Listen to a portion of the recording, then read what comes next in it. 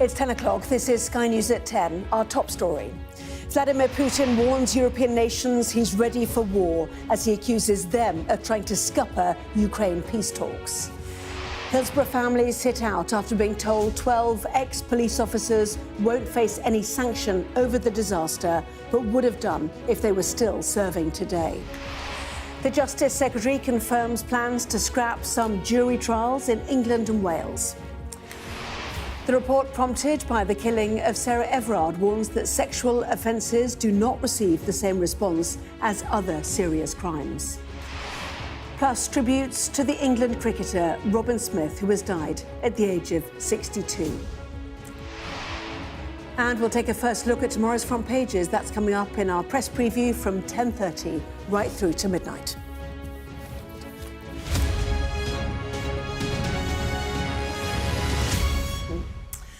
Hello, good evening. President Putin has warned Europe that Russia is ready for war. He said he did not want to fight European nations, but accused them of hindering efforts to end the war in Ukraine.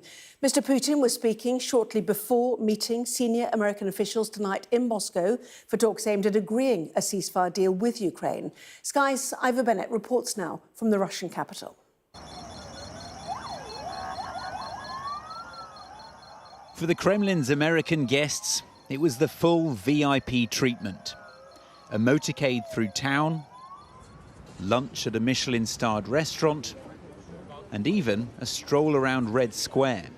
Steve Witkoff and Jared Kushner on more of a tourist trail than the path to peace. So pleased to see you. Eventually, it was down to business. But the one thing the US team actually came for wasn't on offer. Russia's agreement to the latest peace plan. Apparently, it's Europe's fault. They are on the side of the war. Even when they try to supposedly introduce some changes to Trump's proposal, we see clearly what they are doing. All these changes are aimed at only one thing, to completely block the entire peace process by putting forward demands that are absolutely unacceptable for Russia. And he also had a warning. We're not going to have a war with Europe, I've already said. But if Europe suddenly wants to wage a war with us and starts it, we are ready right away. The Americans' initial proposal heavily favoured Moscow. But after talks with Ukraine, there's a new version on the table. For how long, though? On a visit to Ireland, Volodymyr Zelensky voiced fears that Kyiv could once again be cut out. It's important that this should be all open and fair and just. So there would be no game behind Ukraine's back. Nothing would be decided without Ukraine, about our future. This is the 6th time Steve Witkoff has come to Russia as part of Donald Trump's push for a peace deal.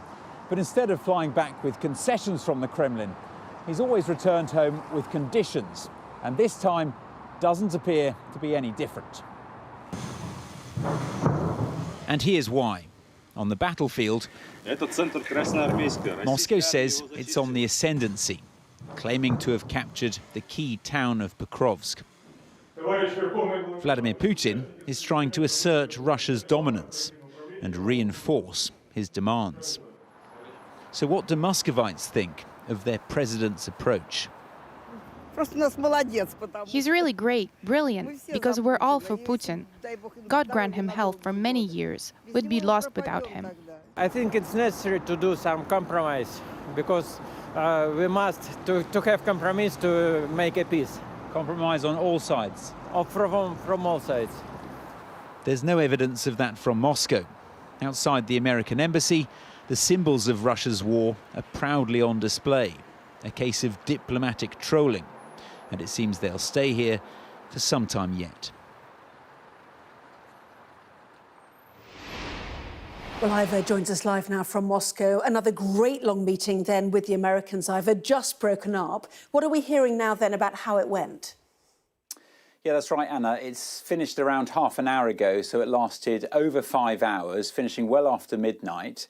And we're just starting to get a readout from the Kremlin. Yuri Ushakov, who is the Kremlin's foreign policy advisor. He has said that several options for a settlement plan in Ukraine were discussed at this meeting. He said the territorial issue was also discussed, that is referring to the issue in the Donbass, which Russia wants complete control of course, despite not occupying all of that territory. Ushakov also described the talks as constructive, very useful and substantive. However, he also said that there is no compromise plan for Ukraine yet, and that we are no closer to resolving the crisis in Ukraine. So no breakthrough. And as you heard in my report, Russia is already blaming this on Europe, claiming that they are the ones who are the barriers to peace, claiming that they are imposing demands that are unacceptable to Russia. And that feels like a tactic of Moscow's to try and drive a wedge between Europe and the Americans. From here, though, there are reports that the Americans, Steve Witkoff and Jared Kushner, will fly to Europe to go and meet with Volodymyr Zelensky to update the Ukrainian president on their discussions here with Russia. We don't know when exactly, possibly tonight, probably tomorrow. We also don't know where, but there are reports it could be happening in Brussels. And that suggests the Americans believe, despite the kind of gloomy outlook from Moscow on these talks, that they have momentum in this process. They believe there might be some middle ground where Russia and Ukraine can reach an agreement, perhaps not immediately, but maybe further down the road. But having heard what Vladimir Putin had to say earlier tonight before that meeting, where he made that warning that if Europe wants war, then Russia is ready for it, I doubt Ukraine believes that the Americans are going to be bringing with them compromises from Moscow. I think they probably fear it's another list of demands. Very interesting. Ivor, thank you very much indeed, updating us late there, as you can see, in Moscow. Thank you. A long-awaited report into the Hillsborough disaster has found that 12 retired police officers would have faced gross misconduct proceedings if they'd still been serving today. The Independent Office for Police Conduct found that officers were guilty of fundamental failure and a concerted effort to blame fans after the deaths of 97 Liverpool supporters in a crush in 1989.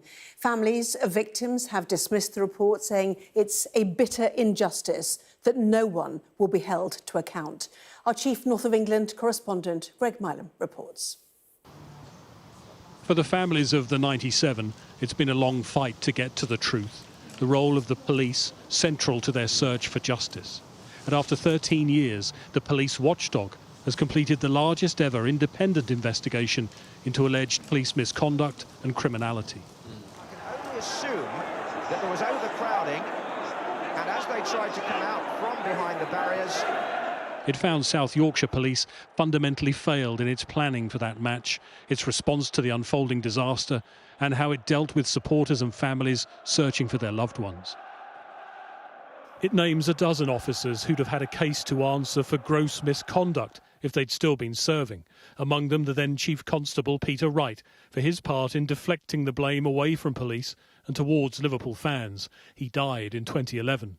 The match commander that day, Chief Superintendent David Duckenfield. He was cleared by a jury of gross negligence manslaughter.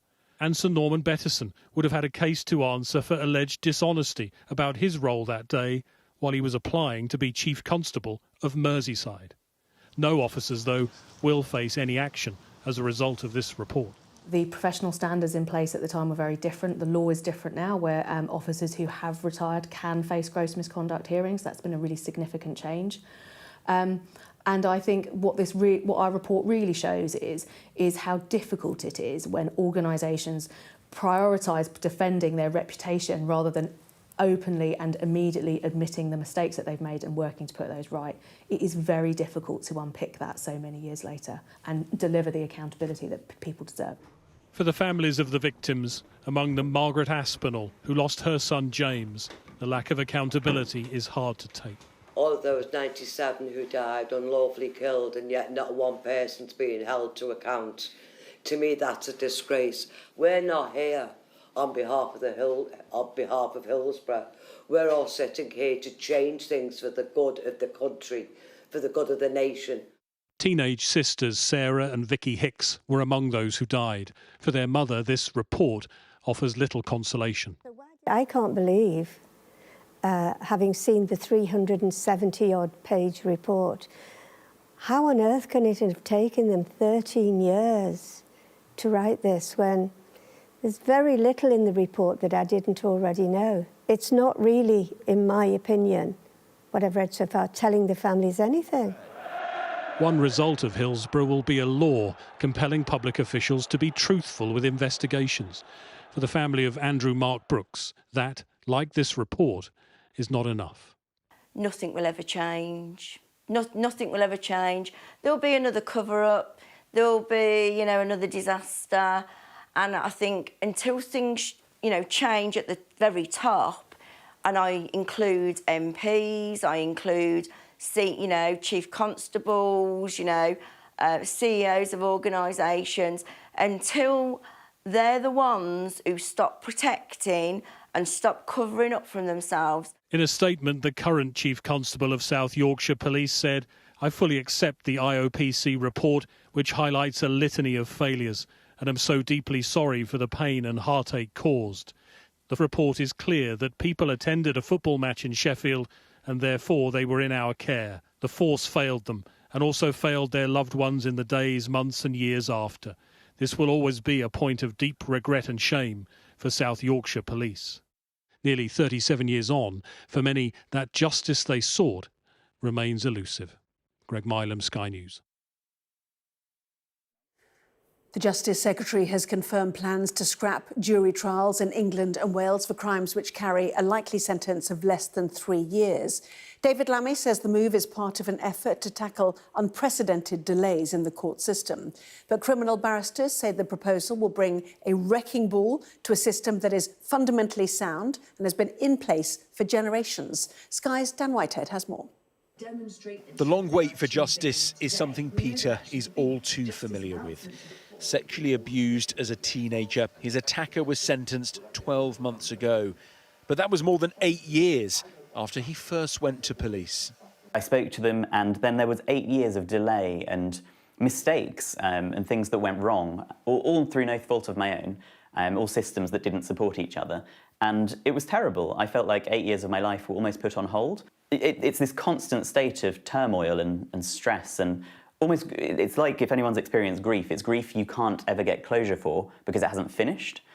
It's cases like this the government wants to see sped up. To do so, a package of reforms, including a major shift away from jury trials to try and clear a backlog of nearly 80,000 cases.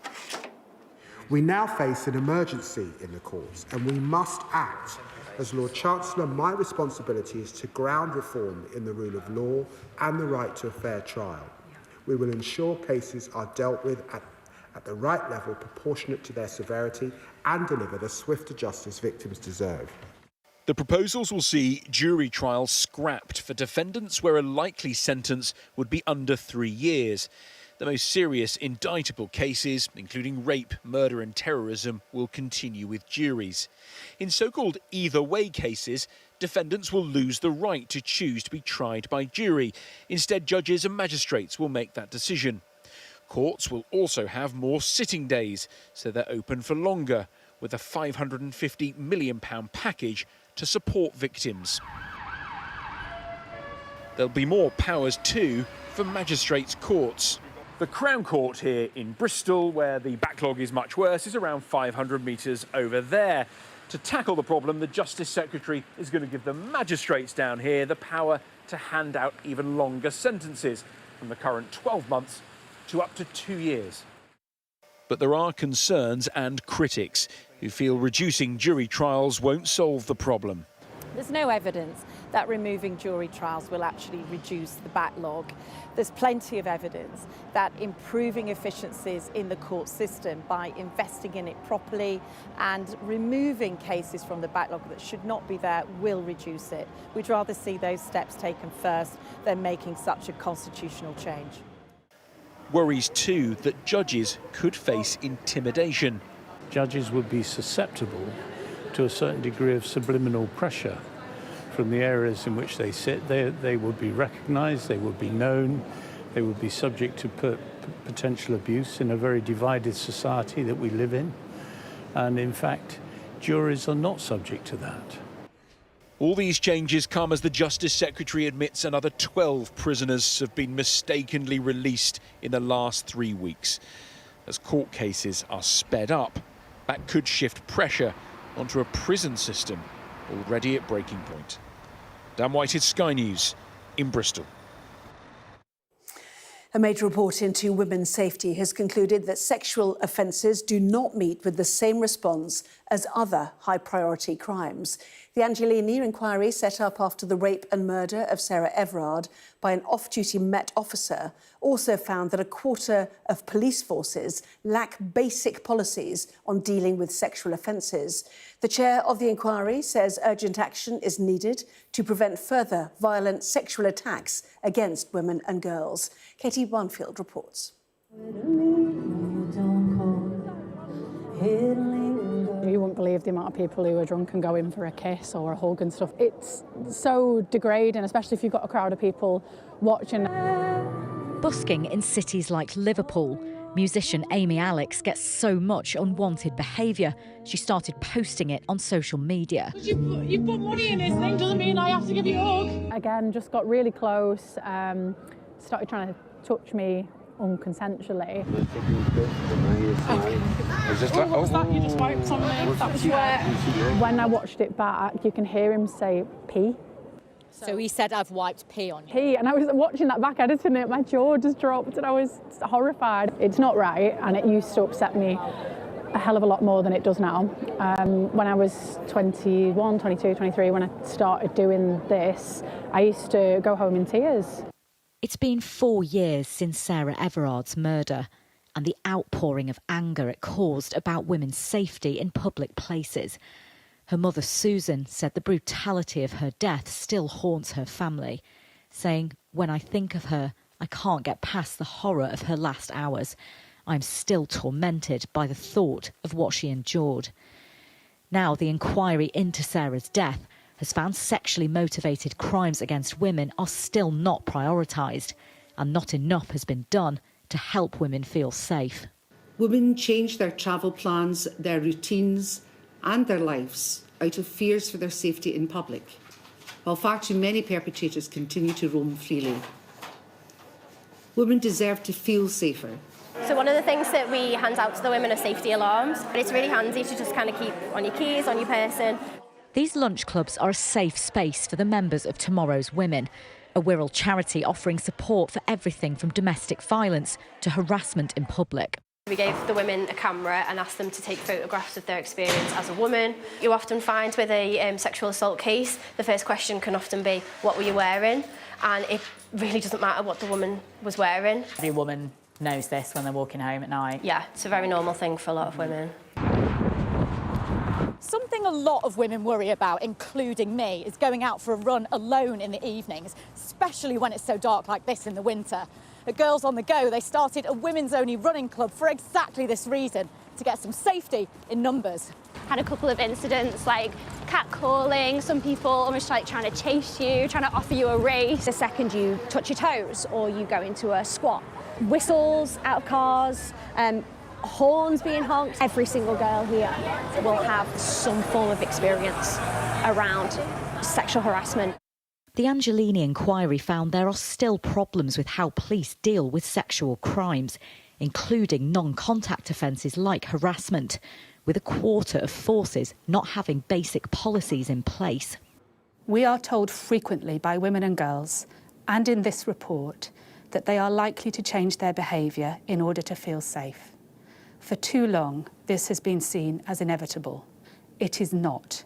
And we agree that our focus must be on the relentless pursuit of perpetrators and in spotting patterns of offending. I think better street lighting is a very obvious one. One of the issues is it's not taken seriously by society and by police, and I think if it was, then more women would speak out about it and more could be done. Katie Barnfield, Sky News, Merseyside. The number of people believed to have died in flooding in parts of South and Southeast Asia has risen to 1,300. Rescue efforts and recovery efforts intensifying in Sri Lanka, Indonesia and Thailand following cyclones and extreme weather. Our Asia correspondent Cordelia Lynch reports now from Colombo in Sri Lanka. Sri Lanka, an exposed island nation wrestling with the aftermath of a punishing cyclone. Flooding and landslides engulfing entire towns. At least 465 people have died and hundreds are still missing. This is my house. It's water level damage. Asri's home was submerged. It's full of debris and damaged furniture. Mother Nature destroying the small things and the big. How high was the water? Right up to here? Yeah. This is what it looked like when Cyclone Ditwa hit. You were living upstairs for 5 days? Yeah. It's all water. Waiting for the floodwater to recede? Waiting upstairs. So you stayed for 5 days upstairs? Yeah. And did anyone come to rescue you? No, no power, no water. So all break. Must have been very difficult. Very bad. Sri Lanka is still recovering from economic collapse. Now people will have to rebuild their lives from scratch in a nation already scarred by the tsunami. Once again, they feel vulnerable. Here, people had to try and get rescued on wooden boards and rubber rings. They've had very little help. And this is an area where many work in garment factories, but they've been unable to get to work. Many isolated here, and they're desperately worried about the days ahead. Sunil had to make his own raft to get his sick brother to hospital. People forced to improvise. The emergency response here, overwhelmed. The death toll in Indonesia has now also climbed to more than 700. Asia, hit by an extreme season of storms, cyclones and typhoons, and many governments struggling to meet the needs of their people. In Sumatra, Zahani's wife and 2 daughters are still missing. I forced myself to cross the water because when I shouted for my wife and children, no one responded. When I finally reached the village and began walking towards my house, just as I was nearing it, a massive surge of water came. I had to hold on until morning. Back in Sri Lanka, the water has started to recede, but this is one of the deadliest natural disasters for years here, and a major test for a nation that's already faced so many. Cordelia Lynch, Sky News, Colombo, Sri Lanka. The Commons Public Accounts Committee is to launch an inquiry into the Crown Estate following questions over its lease of Royal Lodge to the former Duke of York. Andrew Mountbatten Windsor was stripped of his title and honours by the King in October and given 12 months' notice to leave Royal Lodge. Documents released to MPs suggest that Andrew could be entitled to almost £500,000 in compensation for giving up the home, but he's unlikely to receive the money because of the cost of repairs needed at the property. The Pope has urged Donald Trump not to try to oust Venezuela's President Nicolas Maduro using military force. The pontiff, who is American, said it would be better to attempt dialogue or impose economic pressure on Venezuela if Washington wants to pursue change there. The Trump administration has been weighing options over what it claims are Mr. Maduro's role in supplying illegal drugs, which they say have killed Americans. Thousands of people in Kent remain without water in their homes for a 4th day after what was described as a quality issue at a treatment plant. People in Tunbridge Wells are having to queue at bottle stations until supplies return. South East Water has apologised after what's thought to have been rather a bad batch of chemicals causing the problem on Saturday. Now, Sky News has been given rare access to a unit of Spanish police officers working around the clock to try to stop drugs getting into Europe. Andalusia has long been used as a hub for drugs gangs to get cocaine into the continent. Our Europe correspondent, Alistair Bunkle, joined police on one of their latest missions to hunt down criminals at sea under the cover of night. Here is his special report.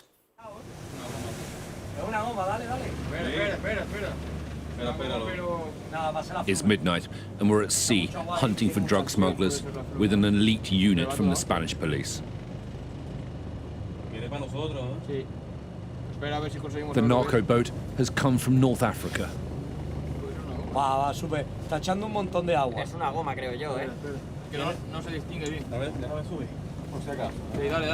They're trying to reach Spain, one of the main gateways into Europe. In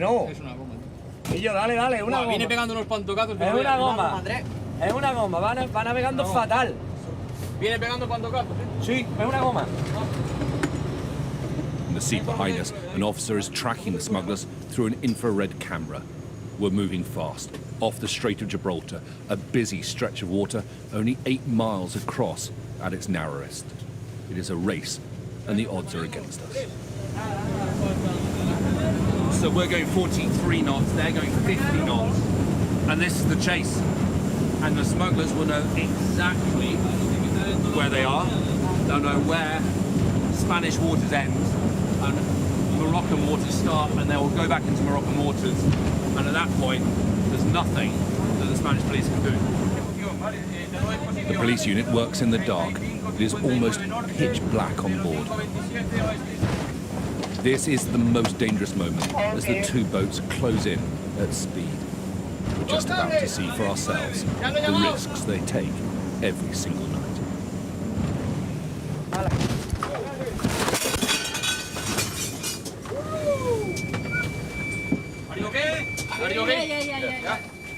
In the dark, we've crashed into a series of massive waves made deliberately by the narco boat to evade the police.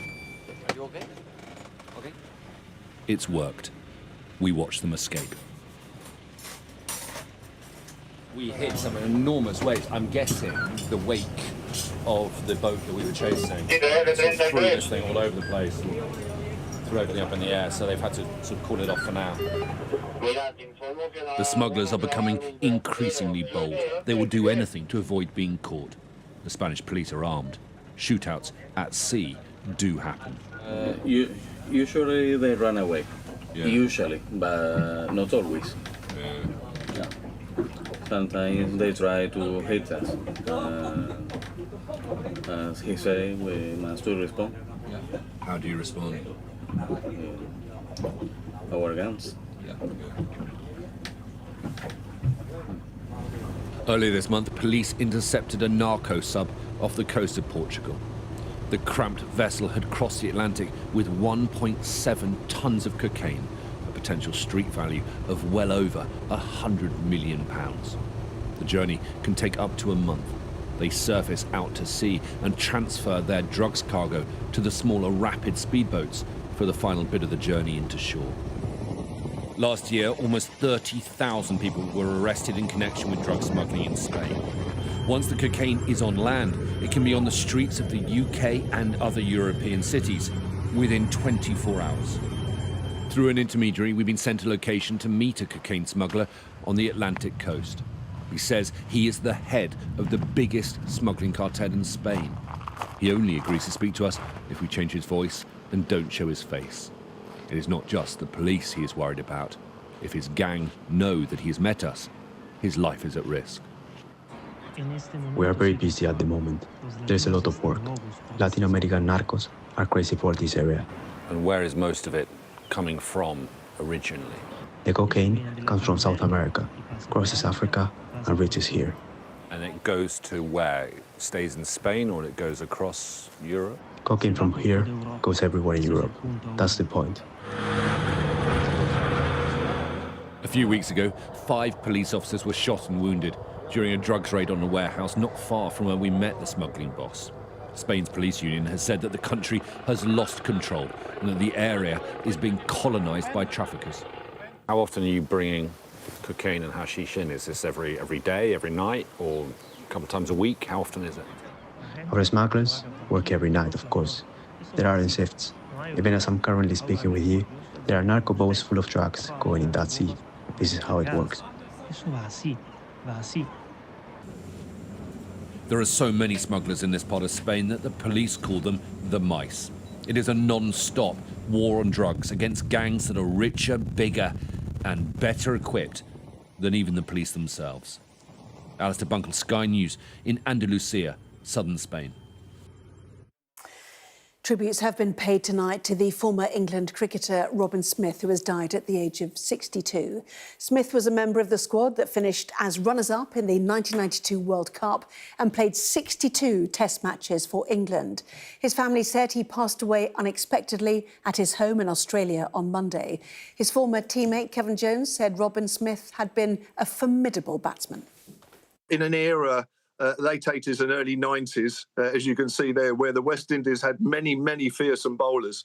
He was one of the very few England batters that could stand up to them. You know, he puffed his chest out. He frequently got hit on the chest, but he also dished out some of his shots, that cut of his, the hook shot as well, which were his trademark, especially his cut. I mean, he hit the hardest cut in the game. And he was, for 2 or 3 years, our best batter, and he was probably the world's best batter. Well, that was Sky News at 10. Coming up, we'll take a first look at tomorrow's newspapers in the press preview. Tonight, joined by the political commentator Adam Bolton and the journalist and broadcaster Sonia Soda. Welcome to both of you. Among the stories we'll be discussing, this on the front page of the FT. Its headline that Farage tells Reform donors that he expects a tie-up with the Conservatives before the next election. That and plenty more after the break.